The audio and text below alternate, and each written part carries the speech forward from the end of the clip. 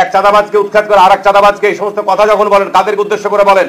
দেখবেন যারা মদের দোকানে মদ বিক্রি করে তারা কিন্তু মদ পান করে না, তারা মানুষকে মদ খাইয়ে মাতাল করে। আর ধর্ম ব্যবসায়ীরা কিন্তু ধর্মভীরু নয়। একটা রাজনৈতিক দল সম্পর্কে আমরা ভালোভাবেই জানি।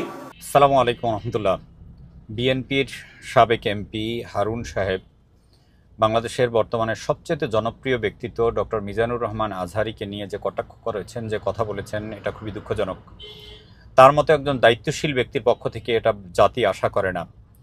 হারুন সাহেবের মাথায় রাখা উচিত তিনি এবং অবৈধ সরকারের আইন প্রতিমন্ত্রী কামরুল হাসান মাহমুদ এরা এক জিনিস নয়। এজন্য আরও হিসেব করে কথা বলবেন, এটা বাংলাদেশের মানুষ প্রত্যাশা করে।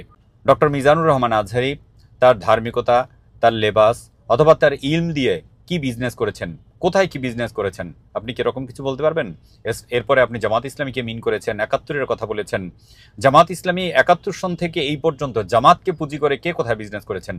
আপনারা ক্ষমতায় ছিলেন, তখন জামাত ইসলামের ২জন মন্ত্রী ছিলেন, দায়িত্ব পালন করেছেন। আপনাদের সরকার প্রধানও তাদের প্রশংসা করতে বাধ্য হয়েছে তাদের সততা দেখে। তারা টাকা ইনকাম করার জন্যে দেশ পরিচালনা করে নাই, তারা কোথাও থেকে কোনো ফায়দা নেয় নাই।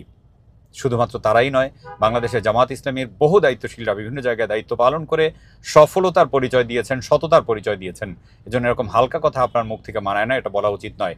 আর আজহারী সাহেব যেই কথা বলেছেন, এই কথা কি শুধুমাত্র আজহারী সাহেব বলেছেন? রুমিন ফারহান তিনিও তো টেলিভিশন টক শোতে আপনাদেরকে ধুয়ে ছেড়ে দিয়েছেন। এরপরে সাধারণ মানুষ, ভিপি নূর, অনেক বক্তারা, অনেক রাজনৈতিক নেতারা একদম একই কথা বলেন। কেন বলেন? এটা আপনাদের খতিয়ে দেখা উচিত। সাধারণ মানুষ যেটা মনে করে, মিজানুর রহমান আজহারীর জনপ্রিয়তা এবং বাংলাদেশ জামাত ইসলামীর বর্তমানের জনপ্রিয়তা দেখে আপনারা অস্থির হয়ে গিয়েছেন, বেফাস কথা বলা শুরু করেছেন। আপনাদের মতো দায়িত্বশীল ব্যক্তিদের কাছ থেকে জাতি এরকম হালকা কথা আশা করে না। আশা করি আপনারা এইসব বিষয়ে আরও দায়িত্বশীলতার পরিচয় দিবেন এবং বাংলাদেশের বিভাজন থেকে আপনারা বেরিয়ে আসার চেষ্টা করবেন। মিজানুর রহমান আজহারী কারো নাম নিয়ে কথা বলেন নাই, নিজেদের গায়ে টেনে নেওয়া এটা ঠিক হয়নি। আশা করি আপনারা এই বিষয়গুলো গুরুত্বের সাথে দেখবেন এবং এরকম হালকা কথাতে না বলার চেষ্টা করবেন। আল্লাহ তাআলা রব্বুল আলামিন বাংলাদেশের স্বাধীনতার সার্বভৌমত্ব থেকে হেফাজত করুন, বাংলাদেশের রাজনীতিবিদদেরকে আরও দায়িত্বশীল ভূমিকা পালন করার তৌফিক দান করুন। আমিন। আসসালামু আলাইকুম রহমতুল্লাহ।